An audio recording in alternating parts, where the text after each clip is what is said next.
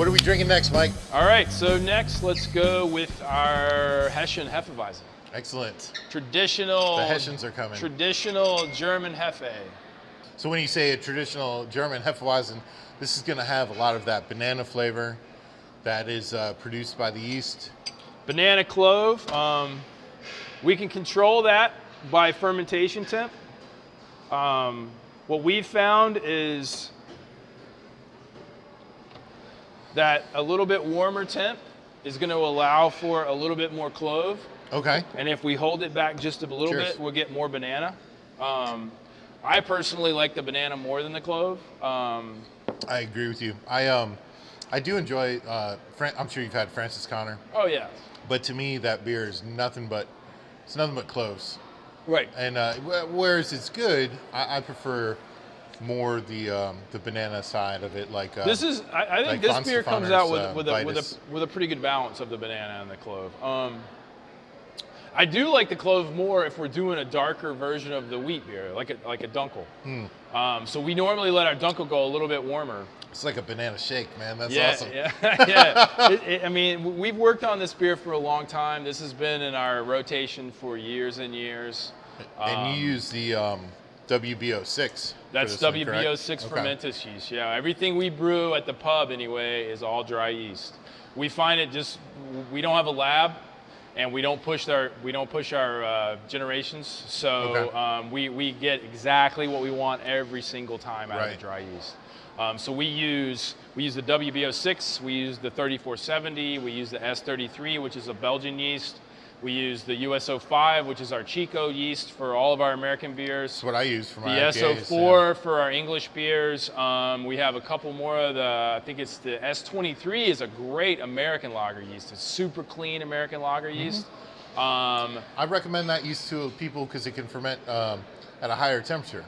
Without getting a lot of grape skin, right? Right. Yeah, like the 3470, if you let the 3470 get up around 15 Celsius, it's going to throw a ton of grape skin. And if nobody knows what grape skin is, it's going to taste like the outside of like a muscadine grape or the scuppernong. It's going to taste like that. Which is awful. Yeah, it's that funky like flavor you get off of that thick skinned grape. So the 3470 will throw it if it gets too warm.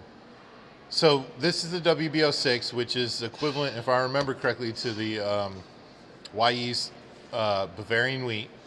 I'm not sure about White Labs, but so my wheat beer, I generally use the 3333 German wheat, and I've experimented fermenting with it from 66 degrees. Currently, I tend to ferment at about 68.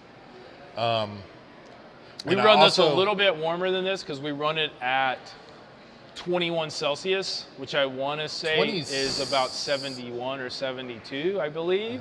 Yeah, I'm not sure. I'm not very good at we do a lot of things in Fahrenheit and a lot of things in Celsius, and none of them are the same thing, so I don't ever have to convert, so I don't. I don't have my phone on me, so I'm I've got a conversion app on my phone, but I'm not going to reach for it. So, but yeah, so you ferment at 21 degrees. We would ferment this at 21 Celsius, right? And occasionally, like depending on if we were going to do this beer, we would do it 21 Celsius. If we were going to do our Dunkel, we may go to like 23 because if we go a little bit higher, we'll throw a little bit more clove. And I think the clove for the darker beers kind of lends itself better than the banana does. But for the lighter beer, I like the banana. So. Oh, absolutely. This is very refreshing. Yeah, it's a great beer. Another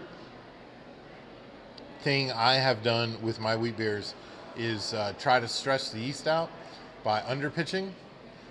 Do you guys, underpitching lower than the normal, what is it, 1 million cells per milliliter of wort per point? Something like that? We run a full pitch on this. Okay. Yep. So we would much rather stress it on the heat side than on the, because we don't want to under attenuate. Correct. Which is ultimately, the last thing we want is 500 gallons of under attenuated wheat beer, you know, so. I think that's the last thing anybody wants. So we would much rather do our manipulation with temperature, so. Okay, cool. I'll have to try that. I'm actually brewing a wheat beer tomorrow, so. I can't recommend the WBO6 enough, man. I think it's just a fantastic yeast, and it's never not performed exactly like it was supposed to. Right. You know, Fermentus has come such a long way with their yeast. Dry yeast, in my mind, are the same quality as liquid yeast. In fact, I'm not a huge fan of making a starter, so I tend to use dry yeast. We don't have enough time. Right. But basically for us, the beauty of the dry yeast for us is I can order in weeks worth of dry yeast and store it in a cabinet at room temperature in our cellar, which is about 65 degrees, 60 degrees, for as long as I need to. And I can always have the yeast ready, and it's always a full pitch. So I don't have to have an extra tank. I don't have to have the lag time of doing a starter. So it's always instant. I mean, you're getting at half kilo bricks, right?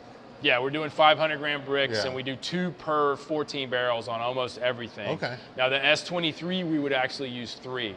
Because it's a lager and you want to pitch a little more. Right, and what we found is if we pitch 2 in the S23, it's a little bit under pitch. So it just, and it's not that it won't attenuate, it's just that it lags too long, and we honestly have no time to spare. Our tanks are full constantly. Right. So.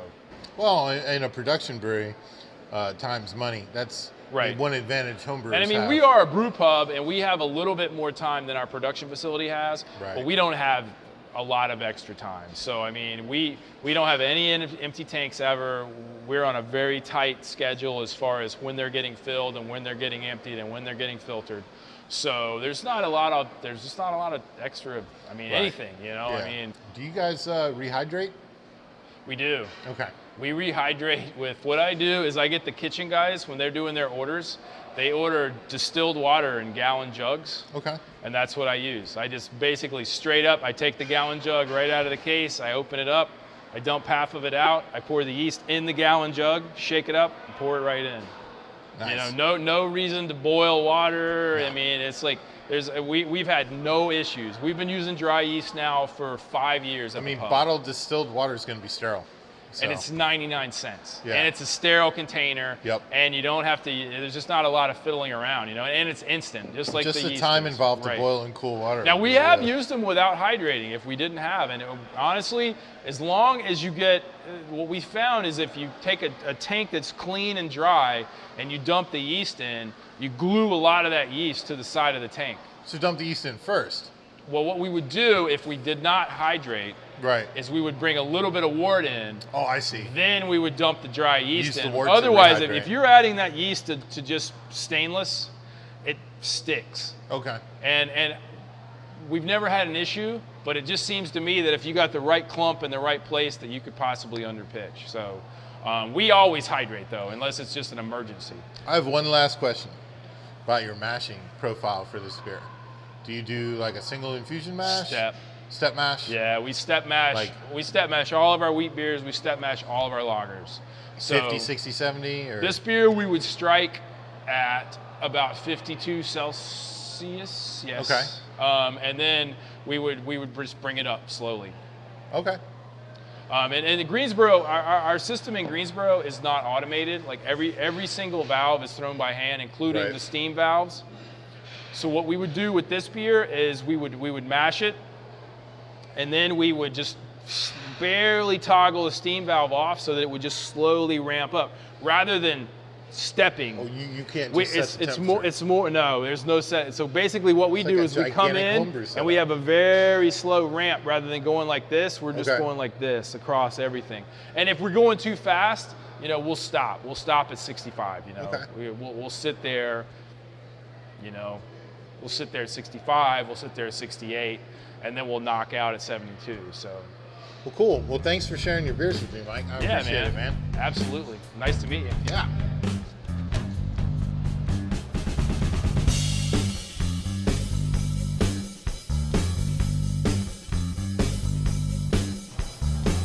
This is really good.